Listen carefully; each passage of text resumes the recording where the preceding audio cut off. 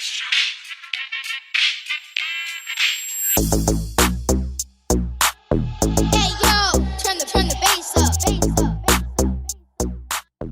what's good, man? Y'all tapping in another episode of UrbanMogulswithB, part 2.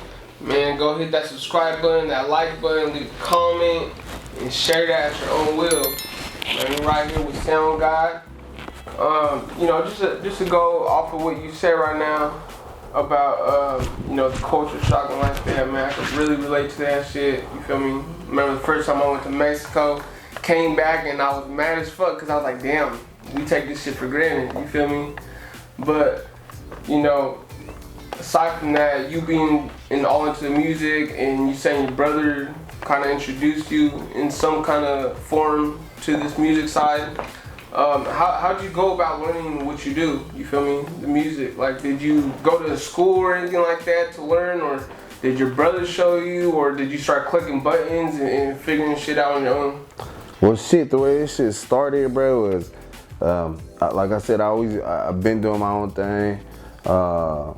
Was rocking, not doing music, and then one day I talked to my brother, and we talked it out, and the whole shit. He was telling me like, man, we got this right here. Yeah. So I kind of understood like what that mean. Like my brother out here building shit. I'm out here building. You know what I'm saying? I was in the insurance world, rocking. I got into insurance later on in life and started rocking, making big money and shit. And it's kind of hard when you're making all this money for all these other people and you got your brother sitting right next to you with something, with his dream. Yeah. And I'm out here helping somebody else build somebody else's dream, you know what I mean? Yeah. Not even my own motherfucking dream. So it got to the point where I understood that. Now I was like, you know what, I'm coming to the shop. And I had a lot of experience running insurance companies, you know what I'm saying? I was a business development executive. I went from the streets to somehow getting to high positions in insurance companies as far as an executive, business development executive. Was rocking with that, learned how to create a certain departments inside of business, a company that was already created. So when I got here, bruh, I just like took that shit and ran with it, you know what I'm saying? And just been trying to help the shop studios. And it got to a point where I was managing the shop studios, and I'm not gonna say which engineer, but an engineer, I walked into the room and I was like, what you doing? He was like, oh, I'm just fucking around. And then my brother walked in and asked him, what you doing? And he was like, oh, I'm mixing and mastering this one song. And I was like, this motherfucker. And I was like, fuck you, like, what, nigga? Like, and I understood at that point that I can't really help run a business if I don't know it fully. And I've been on there from the insurance. And when I got to a certain company, I'd fucking start researching, learning all their guidelines and shit and regulations. Yeah. So when I got here, I wasn't doing that. I was just doing kind of the managing. So then I ran into that situation. Was like, fuck it. Like, I'm gonna learn how to fucking engineer because I need to know what the fuck going on in the studio. Yeah, you got to all in. You know what I'm saying? Half-stepping and exactly, shit like bro. So when did you go? So you went cold turkey on the insurance thing? You just like quit and you're like, I'm gonna invest in my brother's shit and we gonna do this shit, bruh. All the way. Bruh, I was rocking. We was making money in insurance. Got that phone call. Yeah. That was on a Friday. Talked to my brother. On Monday, I never went back. Damn. You know what I mean? When was this? What time? How old were you? This was 4 years ago. Oh, damn. This was 4 years ago, bro. 4 years ago. Was that tough though? I mean, you being already at a certain age in your life and touching money already, was it tough to be like, well, I gotta let go of all this money and like, I don't know if you got a family or not. Yeah, I got two fucking. So it might have been a little tricky. Yeah, hell yeah. Well, it was kind of tricky, but at the same time, I've always been a smart dude, you know what I'm saying? I can tell y'all two things. One thing is that in life there's only royalties and residual that'll fucking follow you through your lifetime. That's money that's gonna follow you through your lifetime. I didn't have royalties, but I had residual. So when I decided to give up doing that shit, I had a little bit of money following me and shit like that. You know what I'm saying? From the insurance, you know what I mean? I'd sell a policy, and as long as they kept it activated, like, it was good. I'd get my little bit of cheese. So it followed me. I was cool. So then, you know, it wasn't no like, oh, I'm just gonna quit. And nah, I already had a plan and the whole shit. And all I need is just that little push from my brother, you know what I mean? Be like, nigga, we here rocking, like, what's up? Like, yeah, so once you decided to go all in, how did you get into the loop? Did he sit down with you and start showing you how to click buttons and shit like that? Nah, bro, it was more like my brother, he a true artist at heart. Yeah. He's always, when he on that computer, he like passionate about whether it be his music, somebody else's music, whether it be engineering, whether it be producing. He passionate about that shit. So there was no time for me to be over there asking him hella shit and doing this shit. So I kind of came here and was like, I'm gonna make my own fucking way, and just started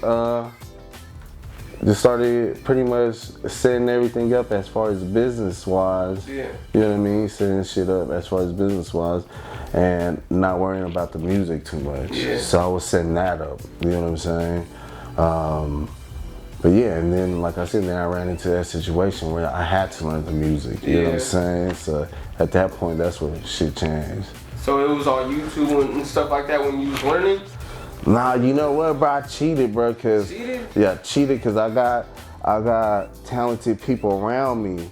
You know what I'm saying? So it was a lot of hands on. At 3, 4 o'clock in the morning, I had people like showing me, like, you know what I'm saying? So it was clean as fuck, because I had real engineers where they go to school and the whole shit, and they just like took their time out their day to really sit there and kind of show me and the whole shit, you know what I'm saying? So it was clean as fuck. That's one thing I do know about music, and when it comes to like doing the engineering thing with artists or just being an artist in the studio, is that a lot of artists, they work overnight.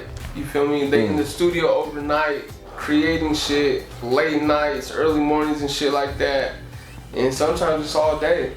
Yeah. You know what I mean? And shit, I can only imagine what it's like being behind that computer all day. You feel me? You ever get tired of just being back there and just like, damn, I'm looking at the screen all fucking day?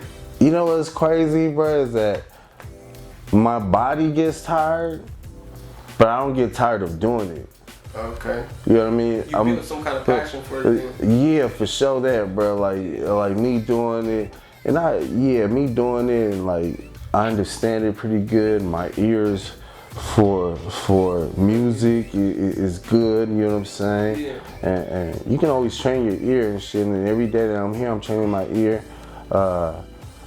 But yeah, bro, I'm just rocking, bro. Yeah, that's one thing, you gotta be open. You feel me? You can't really be like, well, I want to hear it this way, I want to do things this way, nah, cause it ain't your art. You feel me? Exactly. Yeah.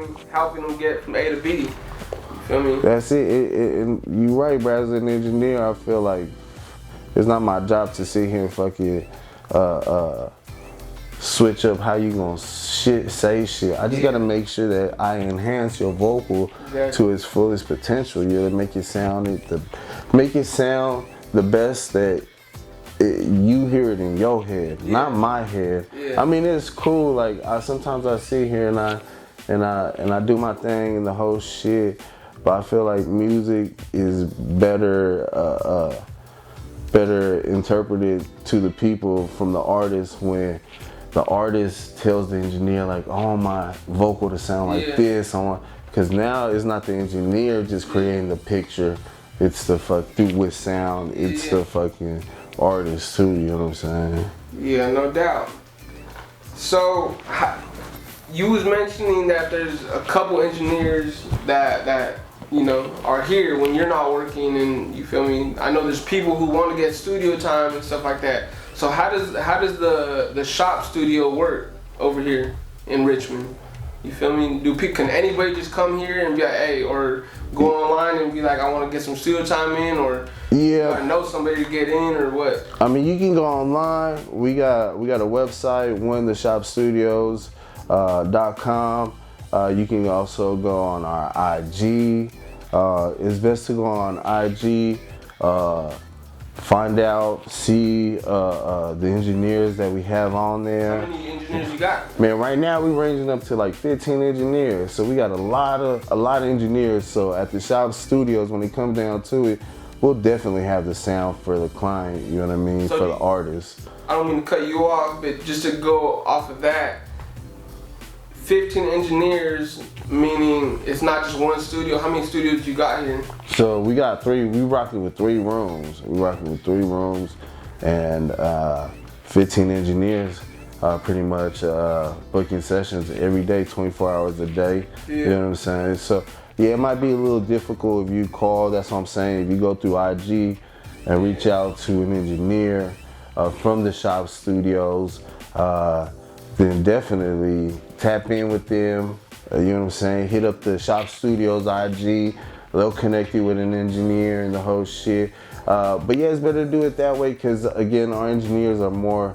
They're getting to a point where they're more exclusive. We got a lot of clients. A lot of clients flying in from different places, booking up 8 hours, 12-hour sessions, and doing so. We're all fighting for time and shit. So it gets with 15 engineers, 3 rooms. We are expanding. You know what I mean? Hopefully in the near future we're gonna be in different locations. Hell yeah, man! That's what it's all about. You feel me? Especially if you got the clientele. And you got the name behind it and the work behind it, you can for sure expand. To go off of that though, you know, being in the Bay Area, there's so many artists. Everybody's literally fucking trying to rap. Everybody's trying to be an engineer. You feel me? All the bullshit. Who have you guys had come in here?